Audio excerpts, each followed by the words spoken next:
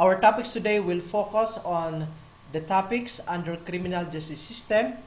We have 5 pillars of the CJS, specifically the law enforcement pillar, the prosecution pillar, the court pillar, the correction pillar, and the last one is the community pillar. The subject, which is criminal justice system, is one of the courses under criminal law and jurisprudence. If you can still remember, cadets, we have 6 major areas in criminology. And one of the 6 major areas is CLJ, or criminal law and jurisprudence. And CLJ, or criminal law and jurisprudence, consists of various subjects. And one of the subjects included therein is criminal justice system. So criminal justice system is the sum total of all concerted efforts of the agencies of the government in the prevention and suppression of criminality. This is also the machinery of the state or government which enforces the rules of conduct necessary to protect life and property and to maintain peace and order. So, both ipasabot, ang criminal justice system does not only consist of a single agency. Kay concerted efforts man kung yung concerted efforts, it is a conglomeration, it is a collation of all efforts of all government agencies whose task or responsibility includes prevention and the suppression of criminality. So the following are functions of the criminal justice system. Number 1 is prevent and control the commission of criminality. Number 2, enforce the law. Number 3, safeguard individual rights, lives, and properties of the people. Number 4, detect, investigate, apprehend, prosecute, and punish violators. And the last one is rehabilitate the convicted criminal offenders and reintegrate them in the community as law-abiding citizens of the community. So, mauna yung mga functions, mga responsibilidad sa criminal justice system. Again, ang criminal justice system, wala siya ga-include og usara ka agency. So, daghang mga agencies nga involved sa functions sa CJS. Like say for example, ang Philippine National Police, ang atong NBI, ang Bucor, ang court, ang prosecution, ang correction pillar, mao ni mga agencies under CJS. Because the functions of the criminal justice system is not carried out by a single agency alone, so ang mga agencies of the government are arranged into 5 pillars. So we have 5 pillars of the criminal justice system. Muna inyong memorize on John. So we will start with the law enforcement pillar. Ang ikaduha nga pillar is prosecution, ikatulo nga pillar is court, ang ikaupat nga pillar is the correction, and the last one is the community. So basically, if you will take a look at the chronological order of the pillars of the criminal justice system, ang pinakauna nga haligi o ang pinakauna nga pillar walay lain kundi ang law enforcement, because the law enforcement is the frontliner of the criminal justice system. Ang last is the community, but does not mean nga last ang community dili siya importante, because when the person committed the crime, ang una niya nga agency nga adtuan is law enforcement. Tapos, if there is a complaint filed against him, adto siya sa prosecution, maadto siya sa court, and if he's found guilty, maadto siya sa correction. Tapos, pag adbot niya sa correction, he will be rehabilitated, and after the rehabilitation, ibalik siya dito sa community. So basically, if you will take a look at the 5 pillars of the criminal justice system, this is arranged in chronological order basing upon the contact of the person who committed the crime, starting from the law enforcement pillar up to the community. So each pillar of the criminal justice system has the respective role and responsibilities. So lahi ang responsibilities sa law enforcement, lahi po ang prosecution, lahi ang court, lahi ang correction, lahi po ang responsibility sa community. So in this episode or in this first set of discussion, our topics will include on the responsibilities or the functions of the law enforcement pillar. Ang discussion on the functions of the prosecution and other pillars of the criminal justice system will be discussed in the next or succeeding episodes. So the first pillar is law enforcement. Law enforcement is the first pillar of the criminal justice system, charged with the prevention and control of crimes, detention, arrest of suspects, investigation and filing of case, and assistance in prosecution. The law enforcement serves as the front line of the encounter with the criminals or those who threaten the social order. They are the arms of the government charged with the enforcement of the law. So, the law enforcement pillar is the first pillar of the criminal justice system, which is the most vital one. Kaya ang una nga encounter, una nga contact of the criminal is no other than the law enforcement pillar. Kaya dili pwede nga mo diretso ka dito sa correction. So ang una gud nga contact or una jud nga encounter sa perpetrator sa crime is no other than the law enforcement. So ang law enforcement pillar is the pillar of the criminal justice system that is charged not only on the prevention and control of crimes, but also on the arrest, the detention, the investigation, and filing of case, and of course on the assistance in the prosecution. So as I have stated a while ago, ang agencies of the government are arranged into pillars. So sa law enforcement pillar, dili lang po usa ka buo agency ang involved. So we have many law enforcement agencies. So the major law enforcement agencies or the major agencies under the law enforcement pillar are the Philippine National Police. The second one is the NBI. The PNP is the agency that is directly tasked with the enforcement of laws, prevention and control of crimes, maintenance of peace and order, and ensures public safety and internal security. Under Republic Act 6975, the Philippine National Police shall be national in scope but civilian in character. So, unsa may buot ipasabot aning national in scope but civilian in character? So, what we mean by national in scope is bisag asa ang police officer as long as nasa sa Philippine territory, ang iyang authority as a police officer will remain. Okay? So, if you are a police officer from the Visayas region and you will go to the Mindanao region, ang imuhang authority as a police officer will remain. In the same way, kung Mindanaoan ka, taga Mindanao ka nga police officer, muadto ka sa Visayas or muadto ka sa Luzon, ang imuhang responsibility or imuhang function or imong authority pagka-police will still remain. Nganuman, because you are national in scope. When we say civilian in character, buti pasabot ani, ang Philippine National Police is not a member of the Armed Forces of the Philippines. So kinahanglang mo-adapt ang PNP sa civilian character. Okay? Mo-adapt sa civilian character. Kay nga naman, kay ang PNP is not a member of any arm of the Armed Forces of the Philippines. Or dili siya member sa Department of National Defense. The National Bureau of Investigation, on the other hand, is the investigative agency under the supervision of the Department of Justice. It handles sensational cases which are of great interest to the nation. It is often called as law enforcement of last resort because as a matter of practice, procedure, and mandate, the agency normally forwards complaints filed by any aggrieved party in their office to the PNP and only takes over cases when it is very sensational or heinous or the case or cases is of great interest to the nation. So, ang NBI, again, is under the supervision of the Department of Justice.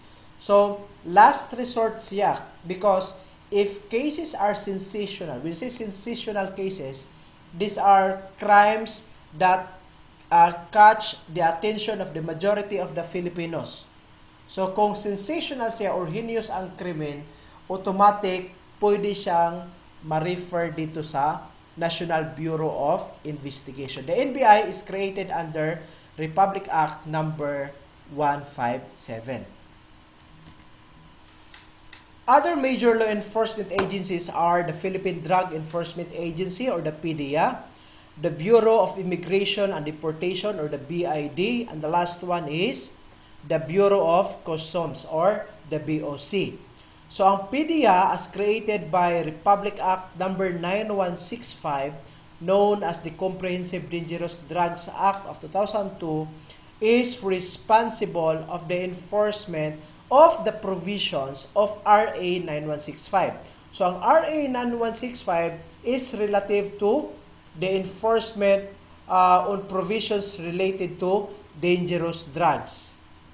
The second one is, the third one is the BID or the Bureau of Immigration and Deportation, which is mandated by the Philippine Immigration Act of 1940 as amended to control and regulate the entry and stay of aliens to the country. It also serves as the country's gateway to the international community as well as the buffer point in controlling the entry of unscrupulous aliens in the country.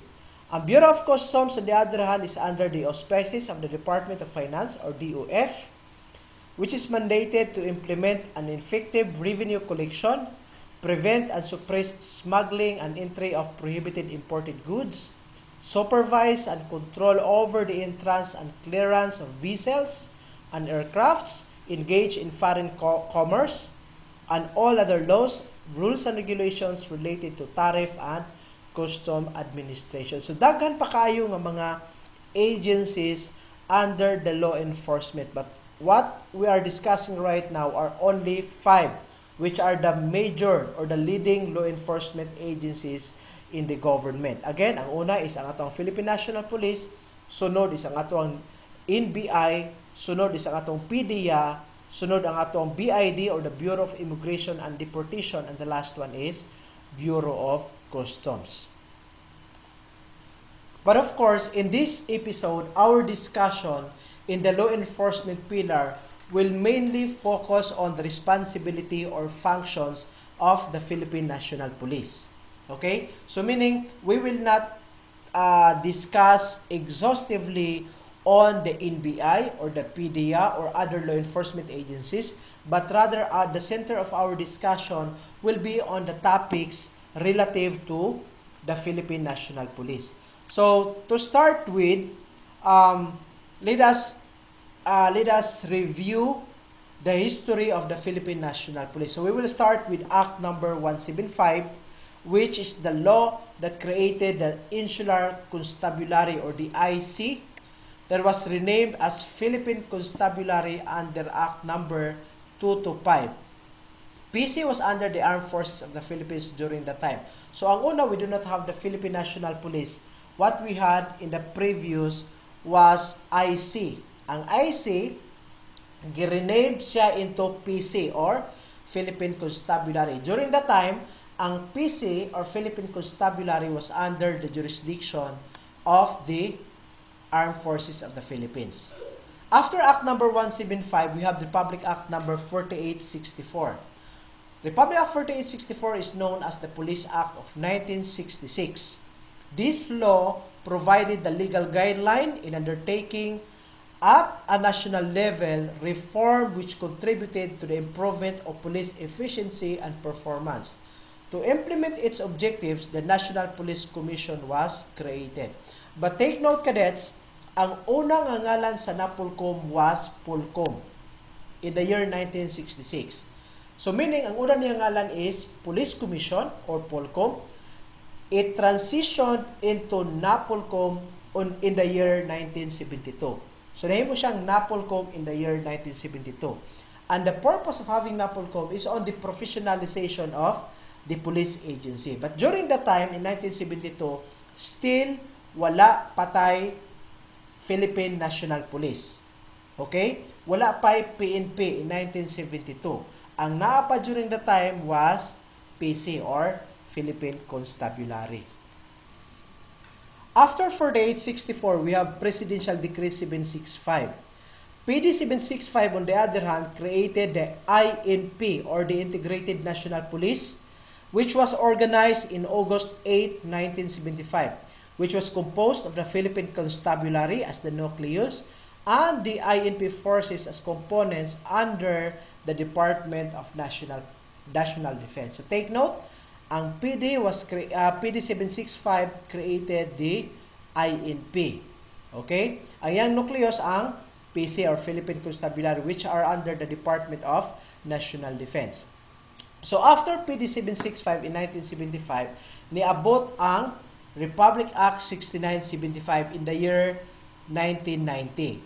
So in the year 1990, pag-abot sa Republic Act 6975, there are agencies which are created under this law. So unsa man mga agencies under 6975 nga gihimo or gi-established? Ang una is the Philippine National Police, ikaduha is the Bureau of Fire Protection, ikatulo is the Bureau of Jail Management and Penology, and the last one is the Philippine Public Safety College. So basically, there are 4 agencies which were created under Republic Act 6975. Kani nga mga agencies are under the Department of Interior and Local Government or under sa supervision sa DILG. So meaning, na wala officially na terminate ang PC. Officially na terminate ang INP pag-abot sa Republic Act 6975. The law paved the way for the achievement of the Philippine Police Force, which is national in scope but civilian in character. So, ang Philippine National Police usa ni sa leading agency nga gi-create under Republic Act 6975. So, kung mangutana sa board examination, like the question is, what law created the Philippine National Police? The answer should be Republic Act 6975. If the question states that what law or mingon ang pangutana sa board exam, what law created the Bureau of Fire Protection?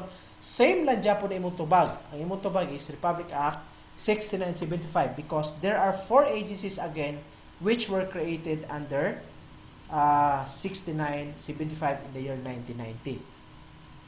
Sunod, after Republic Act 6975, the Philippine National Police was reorganized through the virtue of Republic Act 8551. Okay? So Republic Act 8551, it is an act providing for the reform and reorganization of the Philippine National Police and for other purposes, amending certain provisions of Republic Act 6975, an act establishing the Philippine National Police under a reorganized Department of the Interior and Local Government. So giusob ang unsalani, ang structure or reorganize ang structure sa Philippine National Police by the virtue of Republic Act 8551. Take note, in RA 6975, a person who would apply in the Philippine National Police only needs 72 units in the tertiary education. So meaning, if you have the 72 units in the university or in the college where you came from, tapos you want to apply in the Philippine National Police, eligible ka or qualified ka in the educational qualification. Okay? Kung 72 units ka sa 6975, pwede na ka maka-apply sa police. But in Republic Act 8551, again, there are amendments being made. And one of the amendments being made is that dili na pwedeng dawaton ang 72 units. Kung dili, ang kinahanglan para madawat ka in the Philippine National Police is a bachelor's degree from a recognized tertiary institution. So wala na tong 72 units kaysa 8551 kinahanglan na nga mo graduate ka sa degree program. In year 2009, Republic Act 9708 was enacted. This is an act extending for 5 years the reglementary period for complying with the minimum educational qualification for appointment to the Philippine National Police and adjusting the promotion system thereof, amending for the purpose pertinent provisions of Republic Act No. 6975 and Republic Act 8551. So, usa lang kabuok provision nga gi-amend sa 9708. Ang iyang amendment is related on the educational qualification. So sa 8551 kay naa may nasulod nga 72 units na daan ng police officer. So ang mahitabo is gitagaan sila specific period in 8551 to comply with the educational qualification. And considering that there are still police officers who were not able to comply, niabot ang 9708 to somehow extend the reglementary period. So gidungagan og 5 years para katong police nga wala nakagraduate og degree will have to graduate. So pila man ang reglementary period para kinahanglan silang mo graduate? Ang reglementary period under 9708 is 5 ka tuig or 5 years. So the following are powers and functions of the Philippine National Police. First one is enforce all laws and ordinances, maintain peace and order, investigate and prevent crimes, effect the arrest of criminal offenders, bring offenders to justice, and assist in their prosecution, exercise the general powers to make arrest, search and seizure in accordance with the Constitution and pertinent laws, detain an arrested person for a period not beyond what is prescribed by law, informing the person so detained of all his rights under the Constitution. We will discuss more on this on the next slides. Issue licenses for the possession of firearms and explosives in accordance with the law, and supervise and control the training and operations of security agencies, and issue licenses to operate security agencies and to security guards and private detectives for the practice of their profession. So basically, ang tanan nga security agencies are under the supervision of the Philippine National Police. So what you can see on your screen are the powers, the responsibilities, or the functions of the Philippine National Police.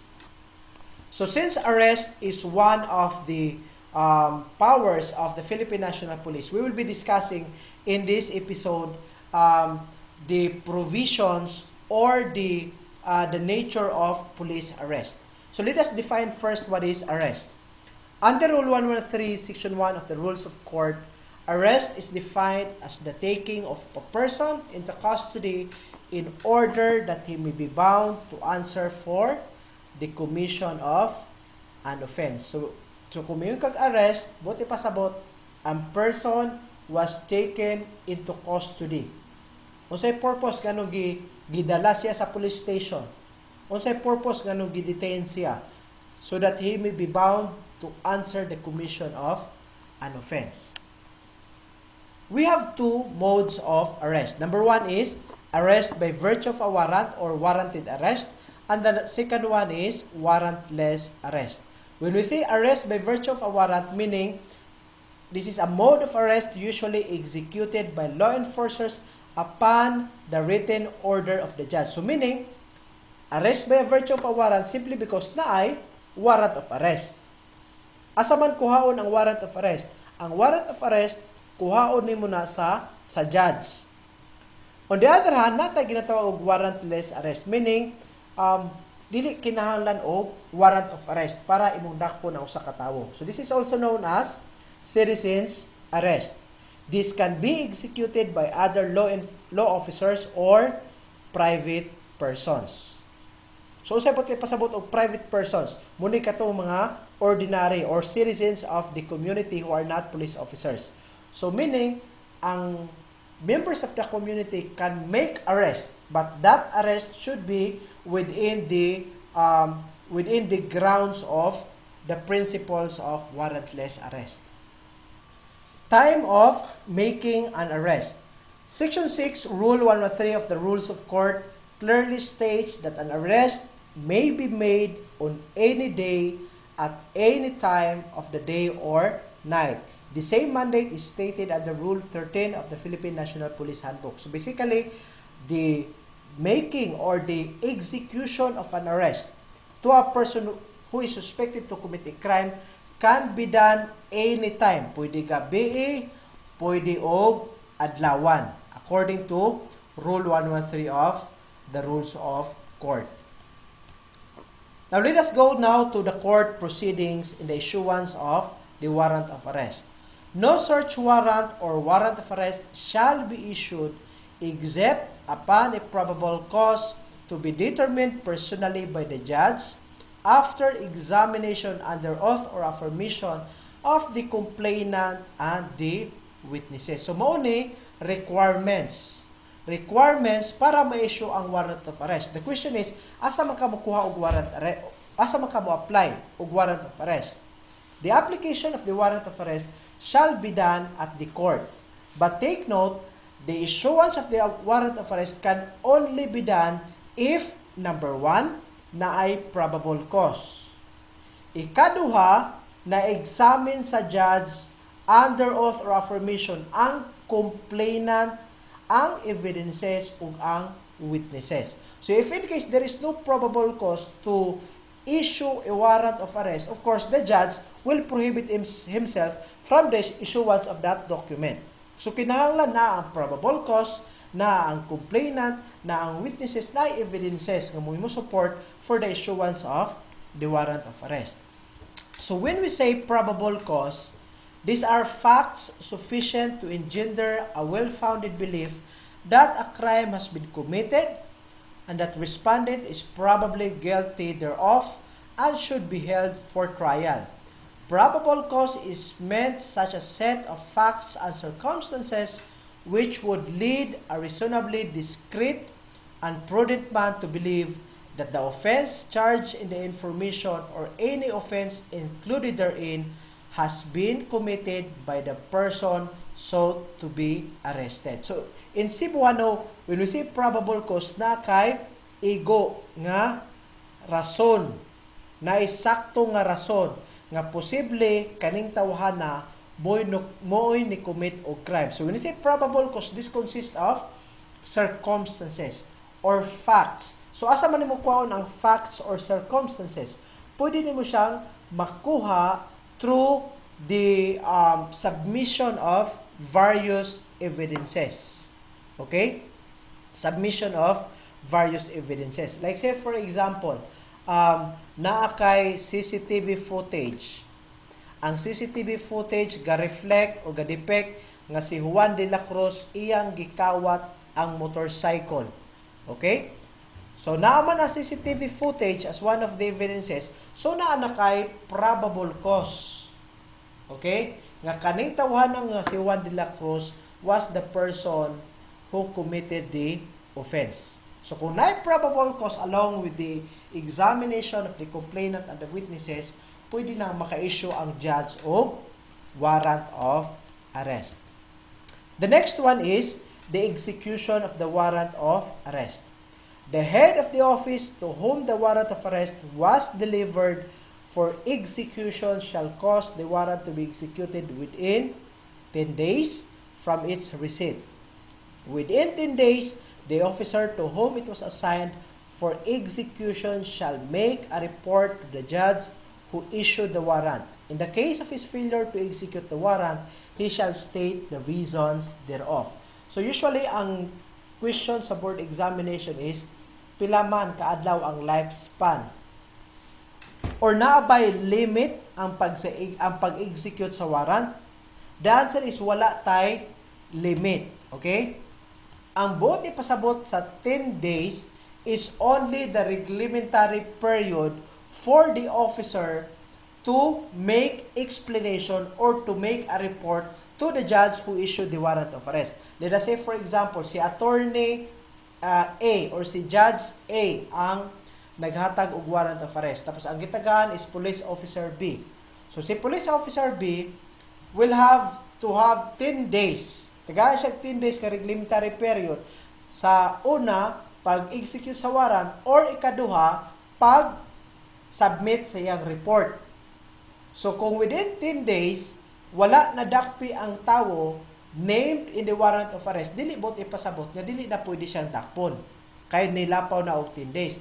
Pwede ra gyapon dakpon ang tawo, bahala na og beyond 10 days. Again, ang 10 days di ang abot ipasabot is the time of or the reglementary period wherein the police officer will have to issue or will have to submit his report with regards to the arrest being made or the failure on his part to make an arrest. Now, the general rule is that a warrant of arrest remains enforceable and does not expire. So again, walay expiration ang ato ang warrant of arrest. However, there are instances when a warrant of arrest is unenforceable, such as, number 1, it is executed or effected or lifted, recalled, or quashed. When we say quashed, gihimong petition para himong ineffective ang warrant of arrest. Or to nullify. When we say nullify, ipawalang bisa ang warrant of arrest. The warrant of arrest will now become unenforceable in the case that it is already executed by the police officers, or when the warrant of arrest has been lifted by the court that issued it, or when a motion to quash the information has been filed and granted by the court. So meaning, kung na-execute na ang warrant of arrest, dili na pwede nga enforce o balik. Okay? Invalid na siya. Ano naman? Na-execute naman ang warrant of arrest. Or, kung gilift ang pag-execute sa warrant of arrest by competent court, automatic, mawalang bisa ang warrant of arrest. Or again, the third one, as I have stated a while ago, kung in-nullify ang warrant of arrest by the court. Ikaduha is, the accused is already in detention. So, buot ipasabot, the warrant of arrest is unenforceable when the person to be arrested is already inside the jail. So, nga nung kinahanglan pa man kang muhata og warrant of arrest nga nadakpan naman o na naman sulod sa jail. So na naman sa jail, na naman sulod sa perisuhan, what is needed for the judge to issue is not a warrant of arrest but rather a commitment order. I repeat, kung ang accused is already in detention or naa na sa sulod sa perisuhan, dili warrant of arrest ang gi-issue sa judge kung dili ang ginatawag nato og commitment order. Ikatulo, the accused is already dead. Article 89 of the Revised Penal Code provides that the death extinguishes criminal liability. Thus, pending criminal cases filed against the accused who died during its pendency shall be deemed terminated. So, if the person is already dead, so there is no use of having the warrant of arrest because according to the Revised Penal Code, automatically criminal liability will be extinguished once the person is dead. So mao lang na tulo ka mga grounds nga pwede ang warrant of arrest mahimong unenforceable. On the other side, we have persons not subject to arrest or immunity from arrest. These are the individuals in our society which are exempted from arrest. Number 1 is the congressmen and senators. Police officers should remember that for senators and congressmen to be privileged from arrest, the following requisites apply. So we have requirements that should be met before congressmen and senators can be exempted from arrest. Una, offenses should not exceed 6 years imprisonment. Senators and congressmen should be incumbent. When we say incumbent, both ipasabot serving office or serving services on the recent period. So kung previous senator or ex-senator or ex-congressman, dili pwede. Kinalang incumbent. Congress is in session. A recess in the Congress is not considered as in session. So kung in session ang Congress, both ipasabot, exempted ang congressman. So the question is, can a senator or a congressman be arrested if he commits an offense not punishable for not more than 6 years but not attending during session? So, pwede ba ang congressman or ang senator nga dakpon kung na-commit siya o krimen not punishable by 6 years pero wala siya ga-attend og session ni absent? Pwede ba nga dakpon? So the answer is dili. No. In the case of People of the Philippines versus Halusos in the year 2000, the court provides that as long as the Congress is in session, whether the incumbent congressman is attending or is absent therein, he shall still be immune from arrest. So kung na-attend siya or wala, exempted lang gihapon. Considering nga, in session man or on session man ang Congress or ang Senate. Other persons who are immune from arrest are sovereigns and head of state. As provided by international law, they are also immune from arrest. Other individuals are diplomatic personnel. These are diplomatic agents officially appointed by the government of a particular country or nation or a state tasked to maintain international relations, represent the sending state, and to conduct negotiations with the receiving country or state. Note that as to consuls, ang mga konsulado, their immunity to arrest is not absolute, meaning dili permanent. They can be subjected to arrest if they committed a grave crime. So, mo to'y 3 types of individuals who are exempted from arrest. Ang una is the congressmen and the senators. But take note also of the qualifications para ma-exempted sila. Ikadura, sovereigns and head of state. And the last one are the diplomatic personnel. So the Miranda rights consist of 3 basic rights. Una is the right to be informed of the cause and nature of accusation. Ikaduha, the right to remain silent. And ikatulo is the right to counsel. So basically, tulo kabuok ang Miranda rights that you have to reiterate, that you have to tell or explain to the person being arrested. According to some books or according to some references, it is greatly discouraged that the Miranda rights can only be done in a recital manner. So if possible, dili kay urara ka ga-recite sa Miranda rights kung kadakop ka. Kung dili, the execution of the Miranda rights should be done in an elaborate manner. So imuha nga gi-explain og maayo dito sa person being arrested sa iya nga Miranda rights. So I made the steps, upat ni ka steps nga buhaton sa police officer for the elaboration of the Miranda rights of the person being arrested. Una is, after identifying yourself to the suspect, inform him regarding the nature and cause of the accusation. Step 2 is, inform the accused or suspect that he has the right to remain silent. But ang right na remain silent, buti pasabot ani nga if in case the person will not respond to the inquiry during custodial investigation, dili pwede nimo ni nga pugson. Why? Because usana sa iya nga mga rights.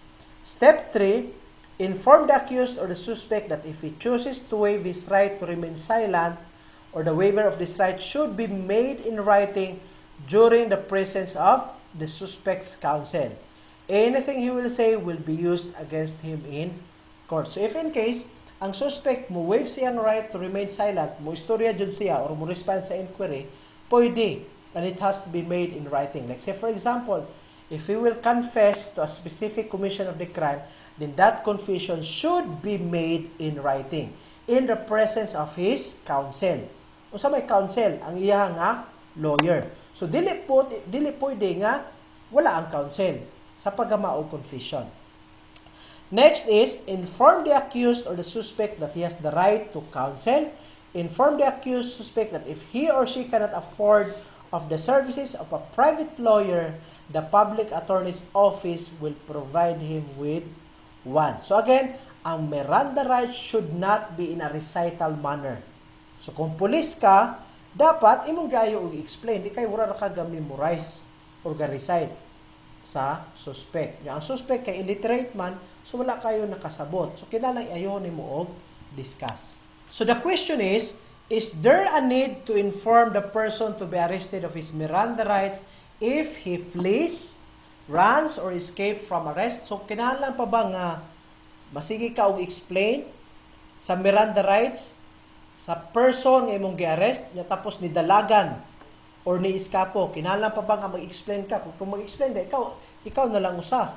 Wala na ang person to be arrested kay ni-iskapo na. So it would be very impractical. So the answer to the question is that when making an arrest by virtue of a warrant, the officer shall inform the person to be arrested of the cause of the arrest and of the fact that a warrant has been issued for his arrest, except when he flees or forcibly resists before the officer has the opportunity to so inform him, or when the giving of such information will imperil the arrest. So there is no need for the elaboration, for the explanation of the Miranda rights kung ni-iskapo or kung mo-resist ang tao nga dakpon.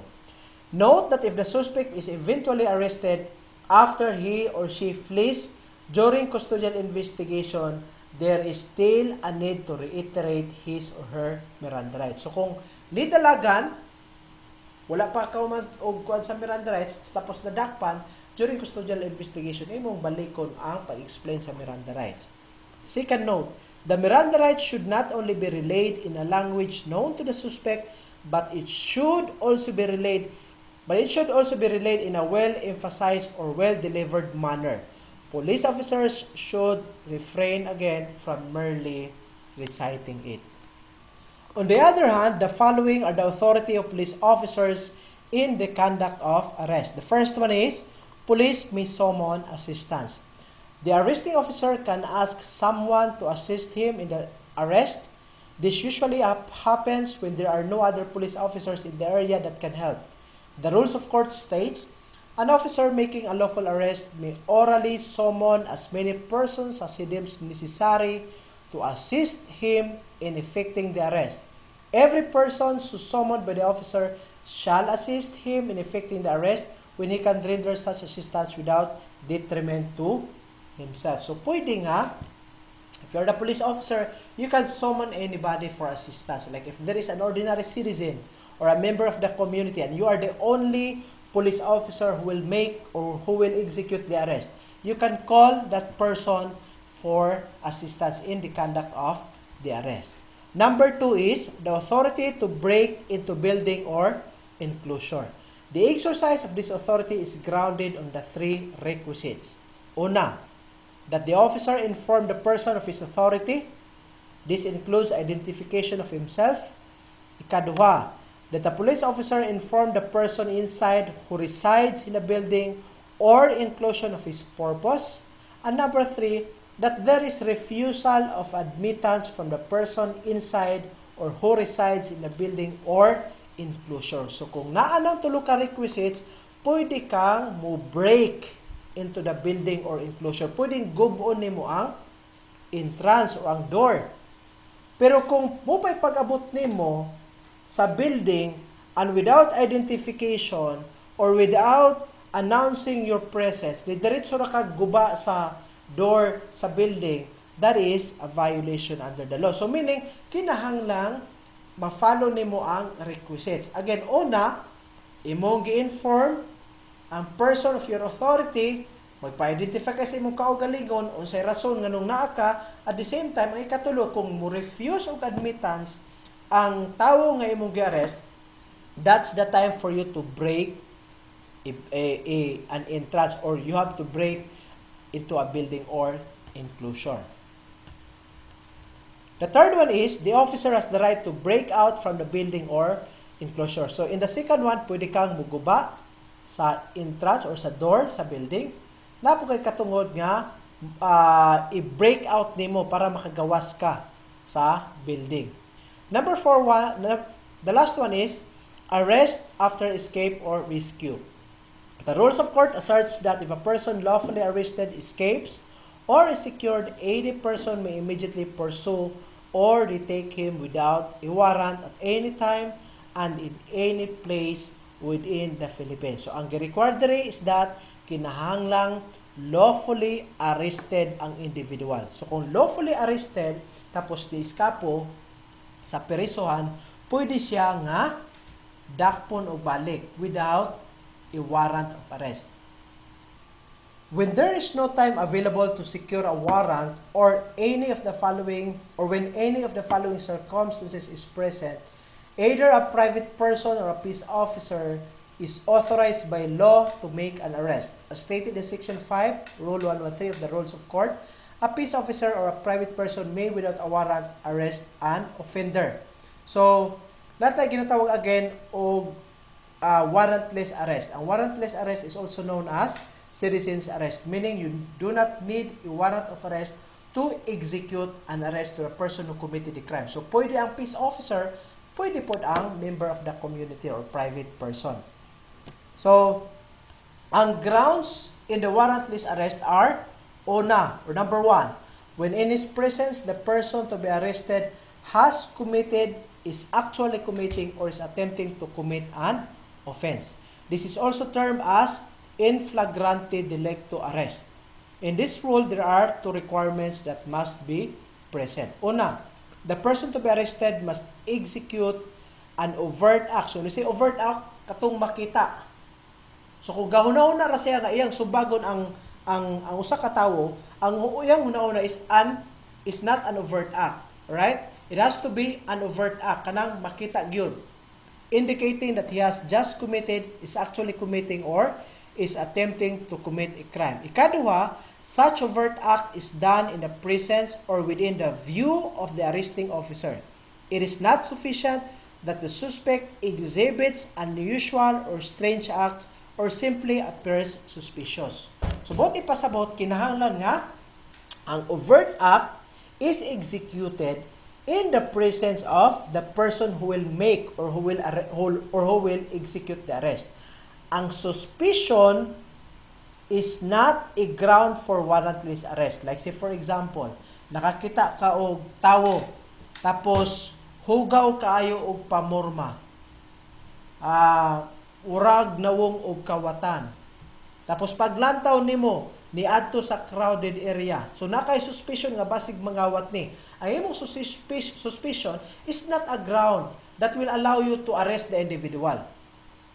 Gawas kung naanay overt act. So kung pagsunod nimo, nakita nimo nga iyang kwaon ang wallet from a specific person, that's the time for you that you will be allowed under the law to execute an arrest. But then again, take note cadets, mere suspicion, gaduda lang ka, is not a ground for warrantless arrest. Again, ang letter A is also known as in flagrante delicto arrest. The question is, as a police officer, how would you determine if the act is considered as an overt act of a crime in your presence that would justify a warrantless arrest in flagrante delicto? So the answer is, in People of the Philippines versus Chua Husan, the court held that the arresting officer must have personal knowledge of the fact. As recent case law adverts to, personal knowledge of facts are circumstances convincingly indicative or constitutive of probable cause. This means that the act committed in the presence of the police officer can only initiate in flagrante delicto arrest once a probable cause exists. So that's the answer to the question given a while ago. So again, ang unang nga ground para sa warrantless arrest or pwede ka nga maka-arrest without a warrant is katong ginatawag og in flagrante delicto arrest. When a person in your present committed or has just committed or is about to commit a crime. So ang ikaduha is when an offense has just been committed and he has a probable cause to believe based on personal knowledge of facts or circumstances that the person to be arrested has committed it. So ang tawag ani is hot pursuit arrest. Unsa may example ani? Like say for example, ang best example ani is during checkpoint. So during checkpoint, nakadasmag o pedestrian, tapos wala ni honong, ni paturatura o padalagan, so pwede naman siya o lanton. Or, nakakita ka nga gipatay si person A, tapos naiskapo ang nakapatay, so pwede nimo siya i-arrest, pwede imuhang pangitaon para imong gi-execute ang imong arrest. Ang tawag ani is hot pursuit arrest. The phrase has just been committed connotes immediacy. The measurement of immediacy is between the time the offense was committed and the time the arrest was made. For an arrest to be met the element of immediacy, there has to be a sense of urgency on the situation itself. So meaning, kinahanglan kung karon pa na-commit ang krimen, kinahanglan immediate or urgent ang imong pag-execute sa arrest. Di kay, karon na-commit ang krimen, mag-execute ka sa imong arrest, pagkasunod semana na. So dili siya pwede, di siya matawag nga hot pursuit arrest. On that case, kung karon siya ni-commit og krimen, naka-eskapo, tapos sunod semana pa nimo plano nga imo siyang dakpon, kinahanglan in that case mo secure na ka og warrant of arrest. Okay? So kung sunod semana pa. Pero kung karon na commit ang crime, naka-eskapo, ganahan kang mo execute og arrest, imo siyang lanton, dili na kinahanglan ang warrant of arrest. So the interesting question is, how long is the time gap between the commission of an offense and the time of arrest for a hot pursuit arrest to become valid? Okay? So ang answer is, the Supreme Court held that hot pursuit arrest to become valid must be executed on the same day or 3 hours after the commission of crime, or if possible, immediately after the offense has been committed. Take note, though, that the existence of probable cause is still needed here. So meaning, we see probable cause again, kinarang na kay personal knowledge to believe nga kalintawanan mo ni commit o krimen. So meaning, ang hot pursuit arrest para valid siya, kinahanglan within the same day. So kung buntag na hitabo, pwede din mong dakpon pagkahapon. Kay same day man. Granting an iskapo. Next question. When is a hot pursuit arrest becomes invalid? So ma-invalid ang warrant of arrest. The Supreme Court held that hot pursuit arrest becomes invalid if executed 1 day after the crime was committed, or worst, 6 days after the commission of the crime. So kung ugma pa nimo siya gi-arrest again, invalid na ang imong hot pursuit arrest. So even if nadakpan nimo ang tawo nga nag-commit sa crime, makagawas na gyapon siya. Nga naman, invalid man ang imong pag-execute sa arrest kay nga naman beyond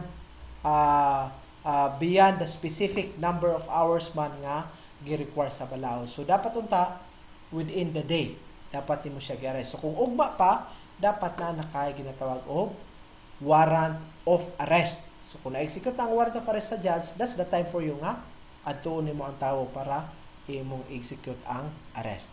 The third ground for the warrantless arrest is when the person to be arrested is a prisoner who has escaped from a penal establishment or place where he is serving final judgment or is temporarily confined while his case is pending, or has escaped while being transferred from one confinement to another. So kung escape prisoner siya, detainee ba, convicted ba, nga nasa jail institution tapos ni-escape, pwede siyang dakpon without having the warrant of arrest. So anybody can make or can execute an arrest to an escaped prisoner. Now let us go now to custodial investigation. So let us just think nga nadakpa na ang person who committed the crime. So custodial investigation includes the practice of issuing an invitation to a person who is investigated in connection with an offense he is suspected to have committed without prejudice to the liability of the inviting officer for any violation of law. So take note, gawas ni sa board examination perhaps, ang pag-invite sa usa ka tawo suspected to have committed a crime, ang pag-invite niya dito sa police station is already part of what we call as custodial investigation. Take note, if there is a custodial investigation, there are rights that should be explained to the person being invited. Like the Miranda rights and other rights which are stated under Republic Act 7438. Ang Republic Act 7438 enumerates the rights of the person under custodial investigation. So, we have penalties to the violators of Republic Act 7438. So, as mandated by this law, any public officer, employee, or investigating officer shall suffer a fine of 6,000 pesos or a penalty of imprisonment of not less than 8 years but not more than 10 years or both when he or she fails to inform any person arrested, detained, or under custodial investigation of his right to remain silent and to have competent and independent counsel, preferably of his own choice. So basically again, kung custodial investigation na siya, imong gi-invite, kinahanglan nga na siya counsel. Na siya imong gi-explainan sa iyang Miranda rights to remain silent. You inform him about his nature, the nature or the cause of accusation. Kaya kung wala ni mo siya na-explainan, di ni violate ka sa Republic Act 7438. So the question is, what if humanan ni mag-inform sa iyang accusation, humanan ni mag-inform sa iyang right to remain silent, yet wala siya counsel or wala pa siya lawyer. So kung wala pa lawyer, according to the law, please delay the conduct of the custodial investigation. And what you will do is detain the person only. I-detain usa kung wala siya lawyer. Okay? Kaya ang lawyer is one, or having a lawyer is one of the rights of the accused. Next, fails to provide a competent and independent counsel to the person arrested.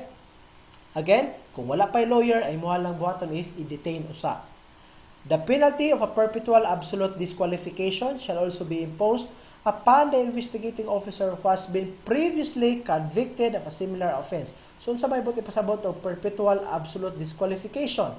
Matangtang ka sa imong pagka-police officer and you do not receive any benefits from the government and you will not be allowed to hold a government position kung perpetual absolute disqualification. Granting nga the same lang dyan po nga offense ang imong na-commit under Republic Act 7438. So this is what I am saying, that the job of the police officer should be supported with the background of the law or with the knowledge of the law. Now, let us go now to the reglementary period of detention. So, let us just imagine nga na periso na, right? Humana ka og inform sa iya nga Miranda rights. So, na periso na ang tawo nga ni-commit sa krimen. So, natay reglementary period of detention.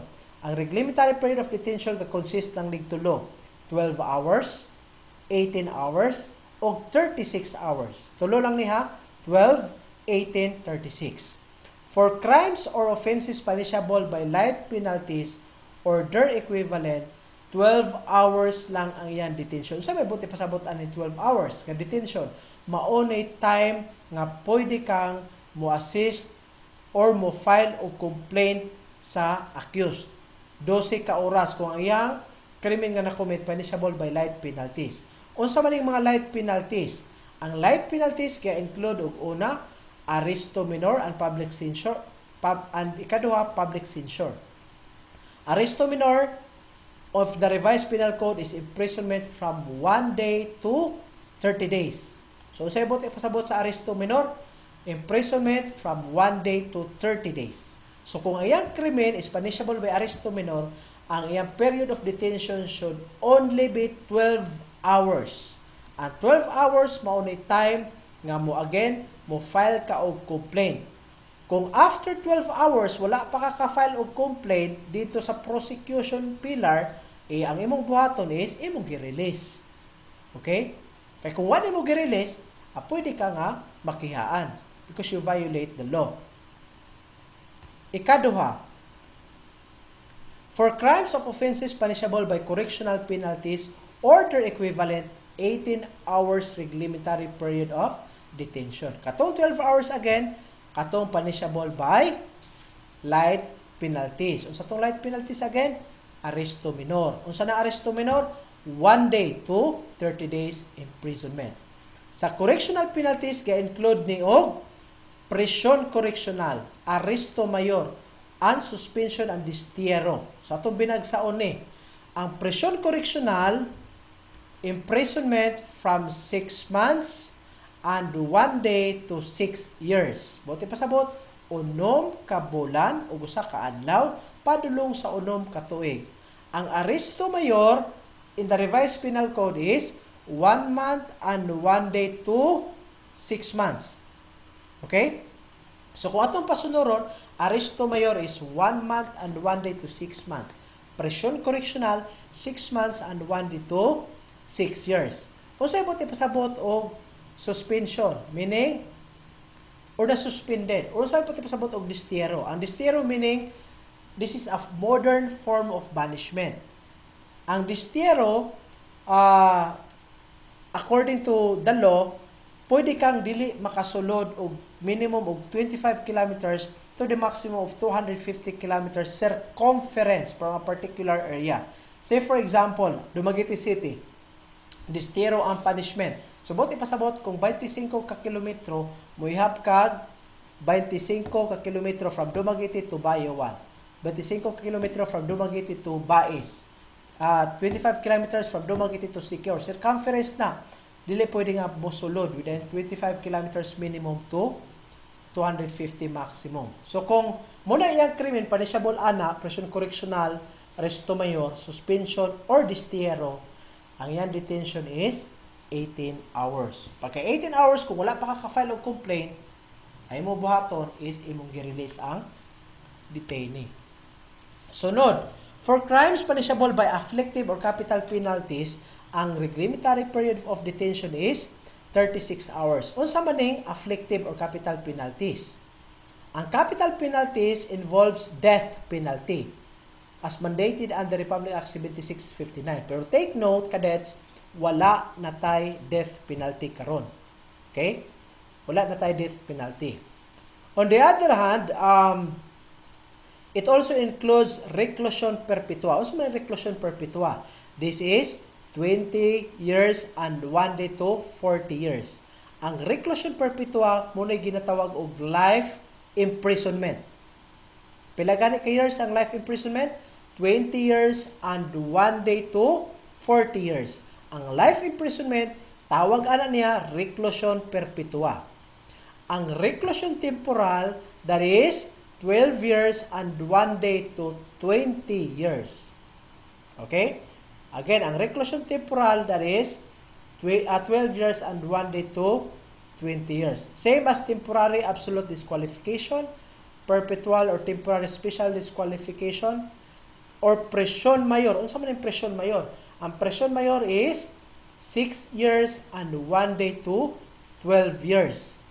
So kung nabilong ani sa akong gina-mention a while ago, ang ilang krimen, punishable sa akong gina-mention a while ago, ang ilahang period of detention is 36 hours. So as criminology students, it is very imperative for you to memorize the period of imprisonment starting from aresto minor.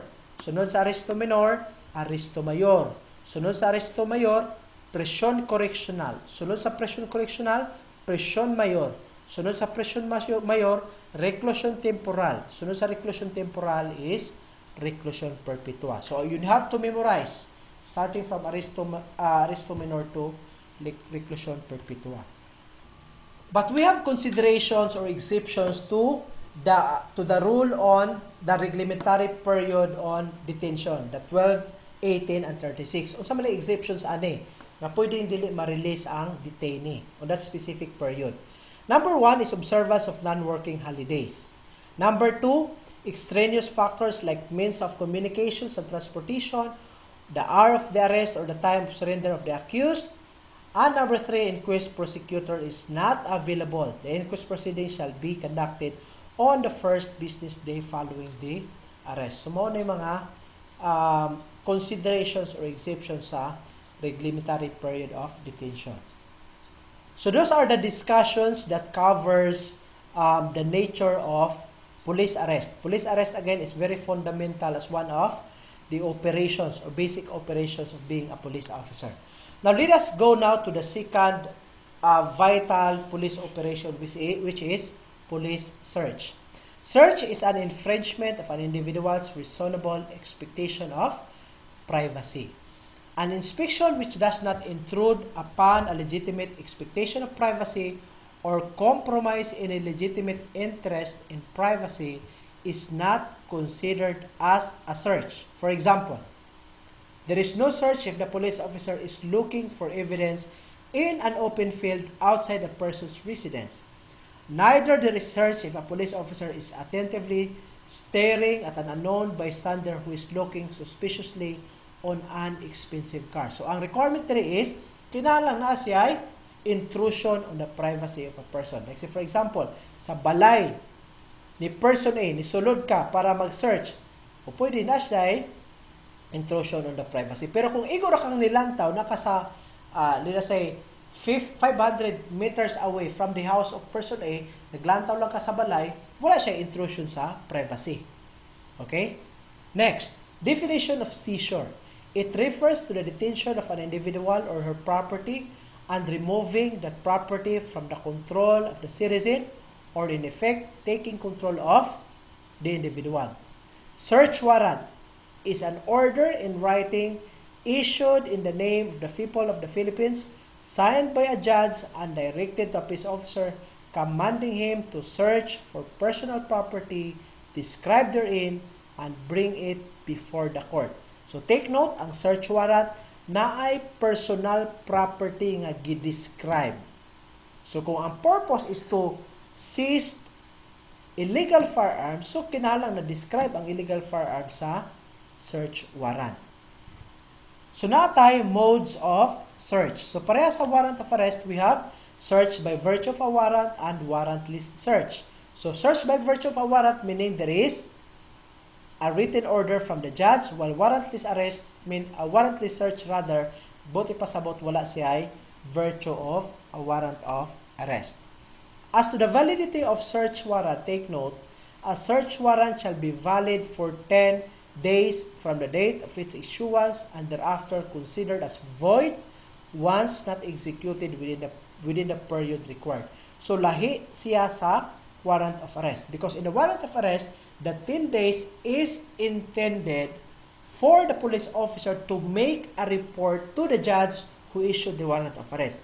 Ang 10 days sa search warrant is basically the time of execution. Ang 10 days again sa warrant of arrest is the time of reporting. Pero ang sa search warrant, ang 10 days is the time of execution. Ang warrant of arrest, dili siya ma-expire. Okay? Gawas kung namatay na o nadakpa na ang tao. Pero ang search warrant, after 10 days, expired na siya or considered na siya as nullified or void. So, kailangan imo siyang i-execute within 10 days. As to the time of making search, under Section 9, Rule 126 of the Rules of Court, the warrant must direct that it be served in the daytime. So, unsay una diri nga giingon, kinahanglan nga daytime pero na exception. Unless the affidavit asserts that the property is on the person or in the place ordered to be searched, in which a case, a direction may be inserted that it be served at any time of the day or night. So, upon the discretion of the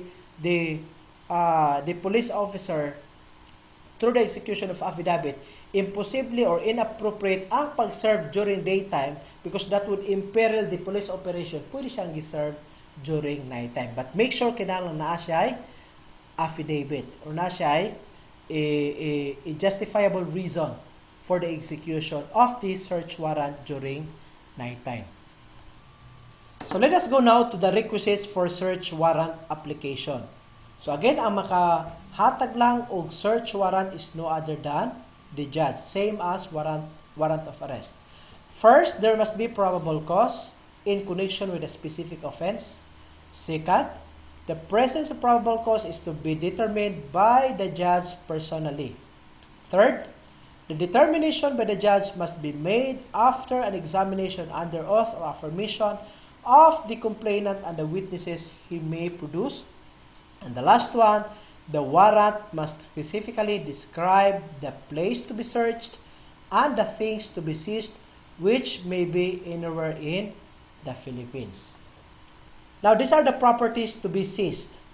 As mandated in Section 3, Rule 126 of the Rules of Court and Rule 14.1 of the Philippine National Police Handbook, the following personal properties are to be seized during search. Katong properties nga subject of an offense, stolen or embezzled and other proceeds or fruits of the offense, or used or intended to be used as the means of committing an offense, or objects that are illegal per se, even if not particularly described in the search warrant, may be seized under the plain view doctrine. I would like to emphasize on the last paragraph, ang sa plain view doctrine. So again, as I have stated a while ago in the previous slide, kinahanglan nga ang properties to be seized is described in the search warrant. So let us say, for example, illegal firearms, ang only properties described in the search warrant, tapos pag-search nimo sa lugar, it so happened nga nakakita ka og methamphetamine hydrochloride or shabu, which was placed on top of the table. So paglantaw nimo, shabu, suspected methamphetamine hydrochloride man, the question is, pwede ba nimo nga i-seize or dili? So the answer is, pwede. Granting that kind of evidence is seized under the plain view doctrine. Okay?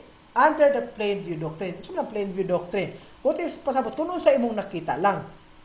Okay? Kung sa imong lang nakita. But if in case, in the situation nga, imong giuting kay og maayo, gibungkag nimo ang cabinet, tapos, hasta ang kama, imong gituwang.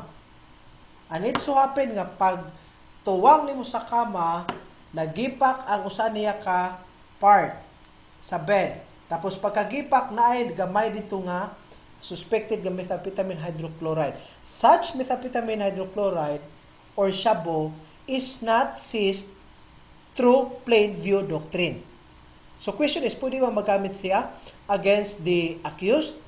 Pwede ba magamit as evidence? The answer is no. Simply because wala man siya na-seized on a plain view doctrine. Pero bisag wala siya na-seized on a plain view doctrine, kinahanglan imo Japong dalon ang kana nga methamphetamine hydrochloride, tapos kinahanglan nga i-turn over dito sa court. But that cannot be used as evidence. Why? Because it was not seized on a plain view doctrine. Again, example sa plain view doctrine is, pag sulod mo sa kwarto, nakita ka o suspected nga shabu. Okay? So, pwede na siya nga makover sa plain view doctrine, pwede siya magamit as evidence against the accused. Next, let us go now to the general procedures in conducting the search with warrant. The search with warrant. This is the most important part in the execution of the search warrant. The first topic that I want to emphasize is on the knock and announce rule. It is a legal mandate for police officers to announce their presence, identify themselves to the accused and to the persons who rightfully have possession of the premises to be searched, and show to them the search warrant to be implemented by them, and explain to them said warrant in a language or dialect known to and understood by them. As for the time to wait after knocking and announcing, the Supreme Court declared that there is no constitutional stopwatch to it. However, the United States Court held that 15 to 20 seconds is sufficient time for officers to wait before forced entry into home to execute a search warrant. So a while ago, we learned that the police officer who will execute the arrest has the authority to break into the building. Na po siya authority to break out from the building. So same as the search warrant, same guideline or same procedure, kinahanglan nga imong gi-inform imong authority ang cause of accusation na imong presence. Pero according to the Supreme Court, even though wala constitutional stopwatch, it is recommended according to the United States Court. Pag humani mo og announce, pag humani mo og inform sa accused para sa imong execution sa search, muhulat ka og ideally 15 to 20 seconds. Kung walay response from the person residing inside the building, pwede na ka nga mo-execute og forced entry. Pwede na nimong gubon ng gawang or gubon ba nimo ang window or ang door or ang entrance sa building. Pero again, kinalamulat ka og, what is recommended is 15 to 20 seconds. Recommended lang ni, pero again, there is no constitutional stopwatch that would regulate the same. Second, witness to search rule. Search of a house, room, or any other premises shall be made in the presence of the lawful occupant thereof or any member of his family or in the absence of the latter, two witnesses of sufficient age and discretion residing in the same locality. Ang pangutana, upon the execution of search, ang imong witness, duha ka buok, 8 years old o 10 years old, pwede ba nga mahimong valid ang search? The answer is, considering again the ages of the two witnesses which are 10 and 8 years old, dili sila pwede nga mo qualify sa sufficient age nga requirement sa balaod. So ang imo nga search mahimo nga invalid. Kinahanglan nga two witnesses of sufficient age. Next, issuance of property receipt.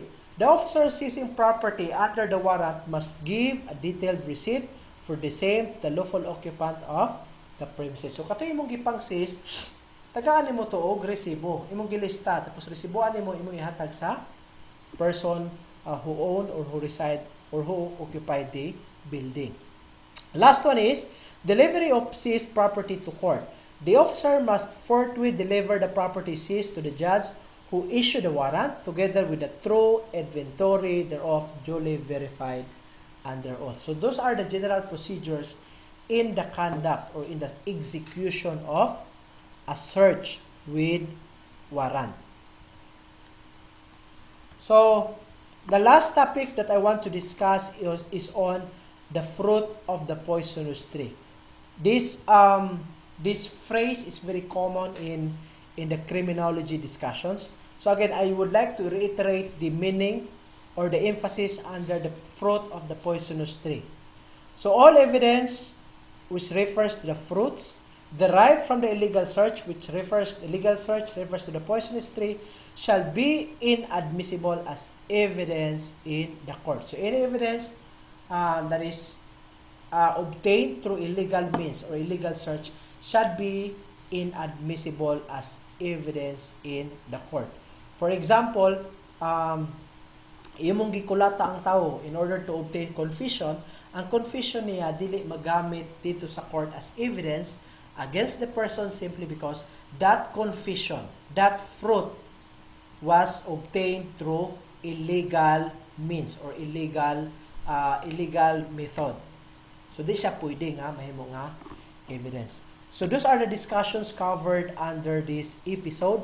So again, criminal justice system as part of CLJ discusses the 5 pillars of the criminal justice system, specifically law enforcement, the court pillar, the prosecution pillar, the correction, and the community pillar. But in this episode, we only discuss the responsibilities, the nature of office, and the authorities under the law enforcement pillar. If you have questions with regards to the discussion that I made a while ago, please take a look at the comment section and you may type your questions in that comment section, and by the time I take a look at it, I may provide you with some answers. Thank you so much for watching. God bless and stay safe.